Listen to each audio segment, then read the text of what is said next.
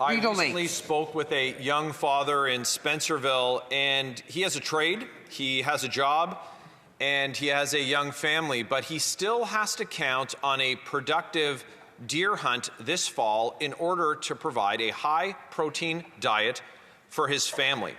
Now, why? The inflationary policies of this Liberal Prime Minister continue to drive the prices of food at the grocery store higher and higher. Why can't this Prime Minister see that his policies are making things worse for Canadians who are just trying to get by? The Honourable Minister of Finance. Madam Speaker, I have some good news for my colleagues. I respect him a lot, but I don't think he's been seeing the evolution of the Canadian economy, Madam Chair. Madam Speaker, I have some good news for the member. The Canadian economy is growing, Madam Speaker.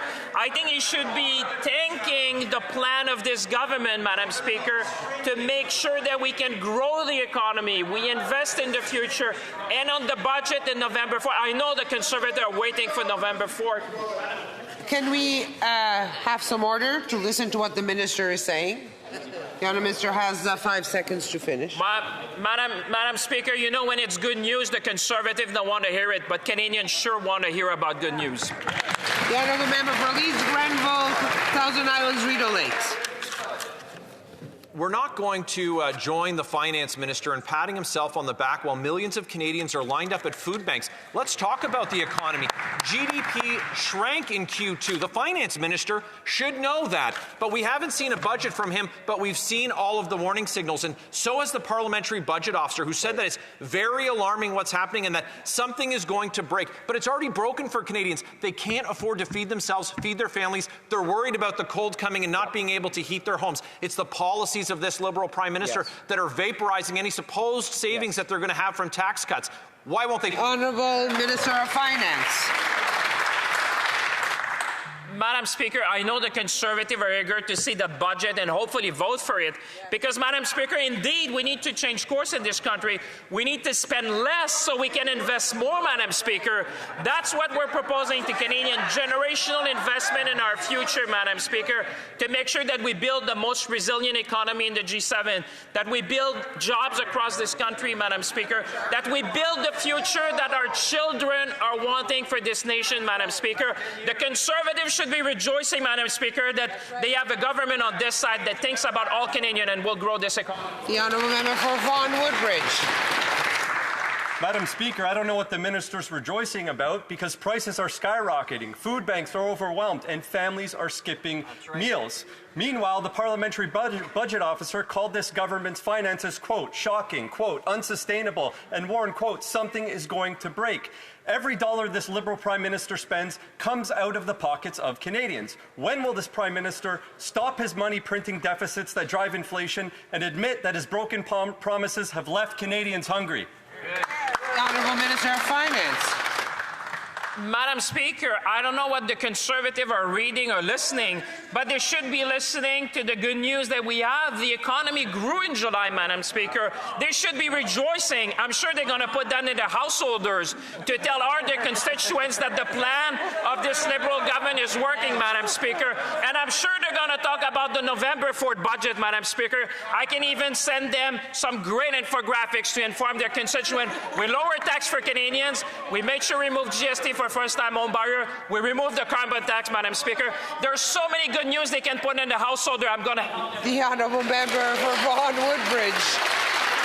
Madam Speaker, it seems that the only thing new about this government is the way that they avoid responsibility. Yesterday, the Parliamentary Budget Officer said, and I quote, as anyone who's managed a household budget knows, at the end of the month, when you don't have enough money to pay your bills, something is going to break. Well, let me tell you what's breaking. It's the morale of families who are going hungry. Beef up 33%, soup up 26%, grapes up 24%, and a projected 4 million visits to Toronto food banks. The Prime Minister claimed to be an economic expert, yet his broken promises had doubled the deficit and driven up food prices. When will he admit his fiscal failures are starving families of hope? The Honourable Minister of Industry. Thank you, Madam Speaker. Madam Speaker, the economy is growing, and we saw the last numbers. The GDP growing in July, and meanwhile interest rates are being lowered. So good news. Meanwhile, my colleagues should know, because many Conservative voters agree with it, we cut taxes on the middle class. We were able also to cut taxes on first-time homebuyers, and we also cut the carbon tax. So since so many Conservative voters are in favor, and so many, of course, of voters in general, please just support the government's agenda. Thank you. Honourable member for Newmarket, Aurora. The Parliamentary Budget Officer called our finances, quote, very alarming, shocking, unsustainable. He warned, quote, if you don't change, something will break. And it already has. Every dollar this Liberal Prime Minister spends is coming straight out of Canadians' pockets, wrecking our finances and driving up the cost of food. He said he would be judged by the grocery prices. Well, Canadians are being crushed at the checkout. Will this Prime Minister end patting himself in the back and end his reckless spending by doubling the deficit, or will he keep punishing families for his failed... The Honourable Parliamentary Secretary.